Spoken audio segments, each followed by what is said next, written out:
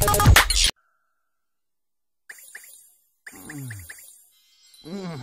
Oh.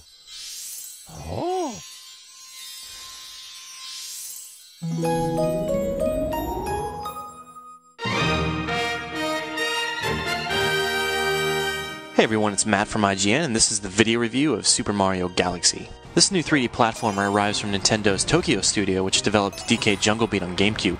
That was an underrated game, and I really recommend you check it out if you haven't already. Nintendo has really outwardly billed Galaxy as the spiritual sequel to Super Mario 64, and I think that's not just a gimmick, it really is accurate.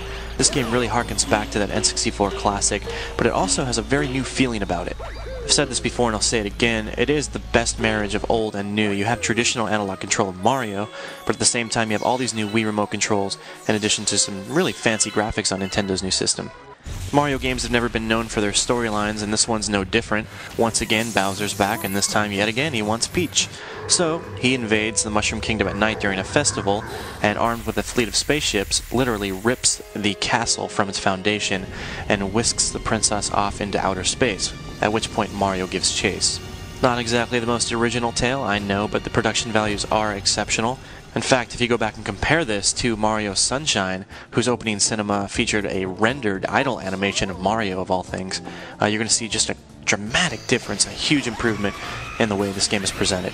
And this attention to detail extends well beyond the opening cinematic and through to the final boss fight. With Mario Galaxy, you're getting a platformer that uses the Wii Remote but doesn't really abuse it, thankfully. What I really mean by that is that the game knows its limits, so you are using analog control to control Mario, but at the same time, you utilize the Wii Remote simply pointing at the screen to pick up star shards about levels, or you can shake the Wii Remote to spin Mario, which is very useful in levels and feels very good. You don't ever feel that gimmicky sense that the Wii Remote has been pushed upon you simply because it's there.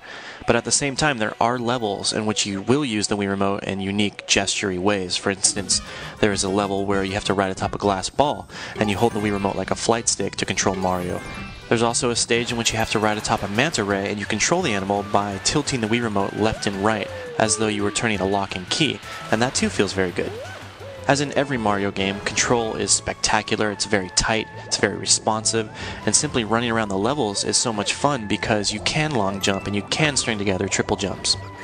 I actually think the process of exploring levels or simply goofing off is more enjoyable than in any other Mario game because of the new gravity effects and also because of the way you can traverse levels. You can run upside down, you can run right side up, and you can jump off ledges, at which point all hell breaks loose gravity-wise. Part of the appeal then is to experiment, to simply try things and see what happens. For example, watch what happens when I jump off this tower.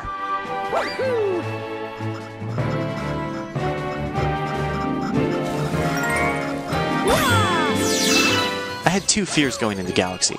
The first is that all the levels in the game would look pretty much the same, clinging to a space motif in the same way that Sunshine clung to an island motif. And second, that Mario would only traverse small planets, never really exploring or platforming atop giant land masses. I think you can see in the footage, however, that both those fears are pretty well unwarranted.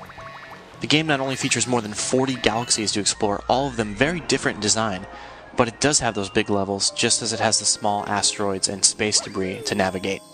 But don't take my word for it. I'm going to shut up now and let you watch some of this video.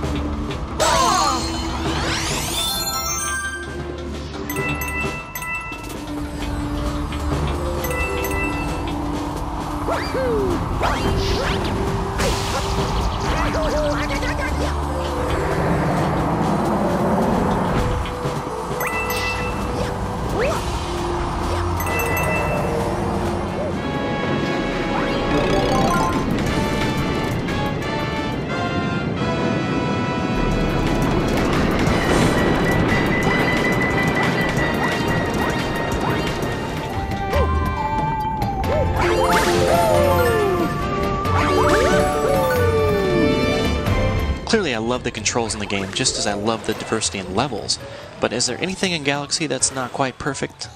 Well, yes. The game features a secondary storyline about a character named Rosalina, and the tale itself is not only a bit of a downer, but it's really irrelevant to the main gameplay. Thankfully, the tale isn't forced upon you. You can skip it if you want to. You go to the library room in the hub world and you can watch it. If you don't go there, you'll never see it.